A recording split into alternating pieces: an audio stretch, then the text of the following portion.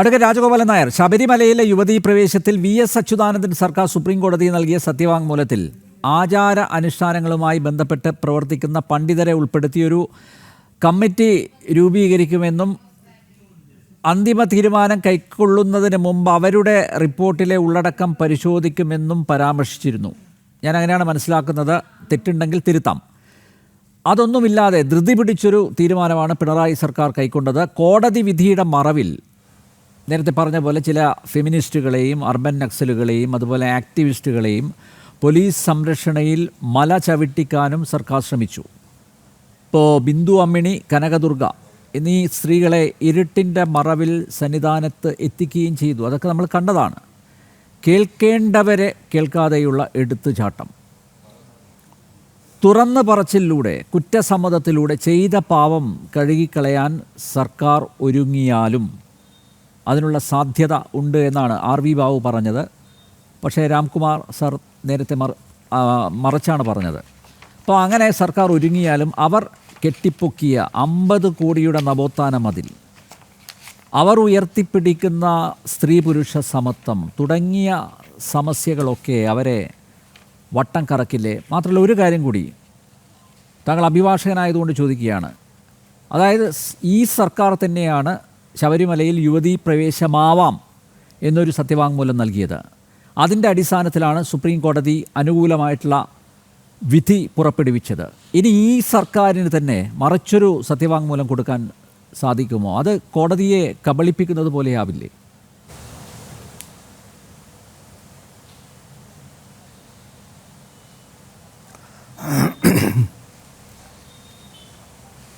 ഞാൻ മനസ്സിലാക്കുന്നത് ഇന്നത്തെ ചർച്ചയ്ക്ക് ആധാരമായ കാര്യം ശബരിമലയിലെ സ്ത്രീ പ്രവേശനം സംബന്ധിച്ച് ഈ സർക്കാർ എന്ത് നിലപാട് ഇനി വരുന്ന റിവ്യൂ പെറ്റീഷൻ്റെ ഹിയറിങ്ങിൽ സ്വീകരിക്കും എന്ന ആശങ്കയാണ്. തികച്ചും അസ്ഥാനത്തല്ലേ ഇപ്പോൾ അങ്ങനെ ഒരു വിഷയം ഉയർത്തിക്കൊണ്ടുവരുന്നത്? അസ്ഥാനത്തല്ലെങ്കിൽ ഒരുപക്ഷെ അനവസരത്തിലെങ്കിലുമല്ലേ ഏപ്രിൽ മാസത്തിലേക്ക് ഹിയറിങ്ങിന് പോസ്റ്റ് ചെയ്തിട്ടുള്ള റിവ്യൂ പെറ്റീഷൻ ഗവൺമെൻറ്റിൻ്റെയും ബന്ധപ്പെട്ട കക്ഷികളുടെയും പ്ലീഡിങ്സ് മുഴുവൻ കോടതിയുടെ മുമ്പാകെ ഉണ്ട്. ഭരണഘടനാ ബെഞ്ചിൻ്റെ വിധി ആണ് പുനഃപരിശോധിക്കണമോ വേണ്ടയോ എന്ന് തീരുമാനിക്കുന്നത്. അതുകൊണ്ട് ഇപ്പോൾ ഈ വിഷയം ഉയർത്തിക്കൊണ്ടുവന്ന് ഭക്തജനങ്ങളുടെയും പൊതുജനങ്ങളുടെയും ഇടയിൽ ഒരു കൺഫ്യൂഷൻ ക്രിയേറ്റ് ചെയ്യുന്നതിൻ്റെ പിന്നിൽ സങ്കുചിതമായ രാഷ്ട്രീയമുണ്ട് എന്നാണ് ഞാൻ കാണുന്നത്. ഞാൻ അതിലേക്ക് കടക്കുന്നില്ല. ഞാൻ പറയുന്നതൊന്നും രാഷ്ട്രീയ അഭിപ്രായമായി കണക്കാക്കുകയും വേണ്ട. നിയമപരമായി ചോദിച്ച കാര്യങ്ങളെ സംബന്ധിച്ച് അല്ലാതെ മതിലും സ്ത്രീകളും ഒന്നും എൻ്റെ വിഷയമല്ല. ഞാൻ നിയമപരമായി മനസ്സിലാക്കുന്ന കാര്യം പറയാം. ഈ വിഷയം ആദ്യമായി പൊതുമധ്യത്തിൽ ചർച്ചയ്ക്ക് വരുന്നത് ഏപ്രിൽ മാസം 91 ഏപ്രിൽ മാസം 5-ാം തീയതി ജസ്റ്റിസ് പരിവർണൻ്റെ ബെഞ്ചിൽ, ഡിവിഷൻ ബെഞ്ചിൽ ഉണ്ടായ ഒരു വിധിയാണ്. ആ വിധിക്ക് അടിസ്ഥാനം എന്ന് പറയുന്നത് മഹേന്ദ്രൻ എന്ന് പറയുന്ന ഒരാൾ ജഡ്ജിക്ക് പേഴ്സണലായി എഴുതിയ ഒരു കത്താണ്. ആ കത്തിൽ ജഡ്ജിയെ അലർട്ട് ചെയ്തിരിക്കുന്നത്, അല്ലെങ്കിൽ പരാതിയായി പറഞ്ഞിരിക്കുന്നത്, ഇതാരും മറന്നുപോകണ്ട, പരാതിയായി പറഞ്ഞിരിക്കുന്നത് ശബരിമലയിൽ ചില വ്യക്തികൾക്ക് അനിയന്ത്രിതമായ സ്വാതന്ത്ര്യം നൽകുന്നു, വളരെ പ്രാധാന്യത്തോടെ അവർ VIPസിനെ ട്രീറ്റ് ചെയ്യുന്നു, യൗവനയുക്തയായ സ്ത്രീകൾ അവിടെ ഡാൻസ് ചെയ്യുന്നു, അങ്ങനെയൊക്കെയാണ്. അതുകൊണ്ട് ഇതിനൊക്കെ ഒരു നിയന്ത്രണം ഉണ്ടാവണം എന്നാണ് ആ കത്ത്. ആ കത്തിനെ ഒരു സുവമോട്ടോ റിട്ട് പെറ്റീഷനായി സ്വീകരിച്ചുകൊണ്ട് കോടതി അഡ്ജുഡിക്കേഷൻ നടപടിയിലേക്ക് പോയി. അതിൽ ചീഫ് സെക്രട്ടറി, സംസ്ഥാന സർക്കാരിന് വേണ്ടി ചീഫ് സെക്രട്ടറിയെയും ദേവസ്വം ബോർഡിന് വേണ്ടി ദേവസ്വം സെക്രട്ടറിയെയും മറ്റ് ബന്ധപ്പെട്ട ആളുകളെയും ഒക്കെ അതിൽ കക്ഷി ചേർത്തിരുന്നു. ആ കേസാണ് ഞാൻ പറഞ്ഞ ഏപ്രിൽ മാസം 5-ാം തീയതി 91 ഏപ്രിൽ മാസം 5-ാം തീയതി വിധി വരുന്നത്. ആ വിധിക്ക് മുമ്പ് കേരള ഗവൺമെൻറ്റും ദേവസ്വം ബോർഡും ആ കേസിൽ അവരുടേതായ നിലപാട് വിശദീകരിച്ചിരുന്നു. അതിനെ കൗണ്ടർ അഫിഡവിറ്റ് എന്നാണ് പറയുക. ആ കൗണ്ടർ അഫിഡവിറ്റിൽ സ്റ്റേറ്റ് ഗവൺമെൻറ്റിന് വേണ്ടി ചീഫ് സെക്രട്ടറി ഫയൽ ചെയ്ത കൗണ്ടറിൽ അദ്ദേഹം പറഞ്ഞത് ശബരിമലയിൽ അങ്ങനെ സ്ത്രീകളെ പ്രവേശിക്കാൻ പാടില്ല എന്ന ഒരു നിരോധനമില്ല, അല്ല അങ്ങനെ ഒരു സ്ത്രീകൾക്ക് പ്രവേശിക്കാൻ പാടില്ല എന്നൊരു ആചാരം ഇല്ല. 10-നും 50-നും ഇടയ്ക്കുള്ള സ്ത്രീകളെ അവിടെ ഈ സീസൺ സമയത്ത്, അതായത് മണ്ഡലം മകരവിളക്ക് കാലത്ത് ഈ തരത്തിലുള്ള സ്ത്രീകളെ നിയന്ത്രിക്കുന്നുണ്ട്. അതൊരു ശരിയാണ്, പക്ഷേ അതൊരാചാരമല്ല എന്നാണ് ചീഫ് സെക്രട്ടറിയുടെ അന്നത്തെ കൗണ്ടർ. 1990 ജസ്റ്റിസ് പരിപൂർണൻ്റെ മുമ്പേ കേരള സർക്കാർ കൊടുത്ത കൗണ്ടർ അതാണ്. ദേവസ്വം ബോർഡ് കൊടുത്തത് എന്താണ്? ദേവസ്വം ബോർഡിൻ്റെ കമ്മീഷണറായിരുന്ന ചന്ദ്രിക, അവർ കൊടുത്ത കൗണ്ടർ എന്താണ്? അവിടെ സ്ത്രീകളെ അങ്ങനെ ഒരു നിരോധനം എന്ന ആചാരമില്ല. പക്ഷേ ഈ മണ്ഡല മകരവിളക്ക് സമയത്ത് സ്ത്രീകൾ 10-നും 50-നും ഇടയ്ക്ക് പ്രായമുള്ള സ്ത്രീകൾ പ്രവേശിക്കരുത് എന്ന് പറഞ്ഞ് ഗസറ്റ് നോട്ടിഫിക്കേഷൻ ഇറക്കാറുണ്ട്. അതിൻ്റെ കാരണങ്ങൾ മറ്റൊന്നാണ്. അവിടെ ആരെല്ലാം എന്തെല്ലാം സ്ത്രീകൾ ഏതെല്ലാം തരത്തിലവിടെ പോയിട്ടുണ്ടെന്നും പോകുന്നുണ്ടെന്നും ഒക്കെ ഡോക്യുമെൻ്ററി എവിഡൻസ് സഹിതം, ഞാൻ പറഞ്ഞ ഗസറ്റ് നോട്ടിഫിക്കേഷൻ സഹിതം തെളിവ് കോടതിയിൽ ഹാജരാക്കി. അപ്പോൾ ഞാൻ പറഞ്ഞു വരുന്നത്, അന്നത്തെ സ്റ്റാൻഡ് സ്ത്രീ പ്രവേശനം നിരോധനം എന്ന് പറയുന്ന ഒരു ആചാരമല്ല എന്നാണ് ഗവൺമെൻറ്റിൻ്റെയും ദേവസ്വം ബോർഡിൻ്റെയും. അതിന് വ്യത്യസ്തമായി ആരും കൗണ്ടർ കൊടുത്തില്ലല്ലോ. പക്ഷേ കോടതി സാഹചര്യങ്ങളും മറ്റ് തെളിവുകളും ഓറൽ എവിഡൻസും ഒക്കെ വെച്ചിട്ട് 10-നും 50-നും ഇടയ്ക്കുള്ള സ്ത്രീകൾ അവിടെ പ്രവേശിക്കരുത് എന്ന് ഉത്തരവ് ചെയ്തു. കേരള സർക്കാർ എന്ത് ചെയ്തു? കേരള സർക്കാർ ആ ഉത്തരവിൻ്റെ മുകളിൽ അപ്പീൽ പോയില്ല. ദേവസ്വം ബോർഡ് ആ ഉത്തരവിൻ്റെ മുകളിൽ അപ്പീൽ പോയില്ല. പക്ഷേ ചില സ്ത്രീകൾ, 4-5 സ്ത്രീകൾ, പുരോഗമനമെന്നോ അല്ലെങ്കിൽ വേറെ ഏതെങ്കിലും പേരിലൊക്കെ പ്രവർത്തിക്കുന്ന 4-5 സ്ത്രീകൾ 2007 സുപ്രീം കോടതിയിൽ കൊണ്ടുവന്ന് പിന്നെ SLP കൊടുത്തു. ആ 2007 SLP അതിൽ സ്റ്റേറ്റ് ഗവൺമെൻറ് കൗണ്ടർ ഫയൽ ചെയ്തു. ആ കൗണ്ടർ എൻ്റെ കയ്യിലുണ്ട്, അതിൻ്റെ സർട്ടിഫൈഡ് കോപ്പി തന്നെയാണ്.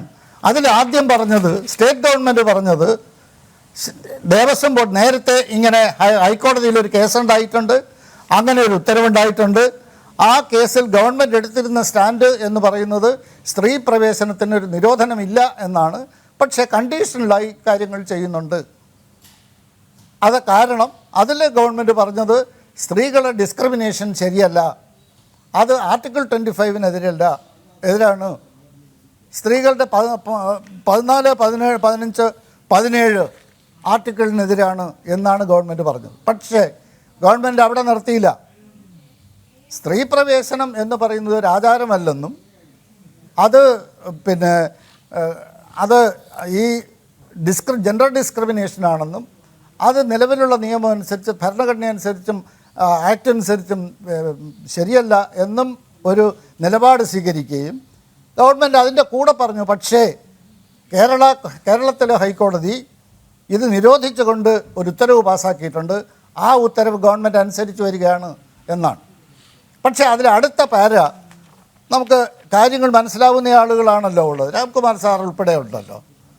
4-ത്തെ പാരയിൽ പറയുന്നതാണ്, government is of the opinion that nobody should be prohibited from the right to worship but considering the fact that the matter of entry to Sabarimala is a practice followed for so many years and connected with the belief and values accepted by the people, and since there is a binding High Court judgment in this regard, government felt that this honorable court may, നേരത്തെ നമ്പ്യാർ പറഞ്ഞ പോലെ അല്ല, കോടതിയിൽ സത്യവാങ്മൂലം 4-ാം പാരയിൽ government പറഞ്ഞിരിക്കുകയാണ്, considering these facts this honorable court may be requested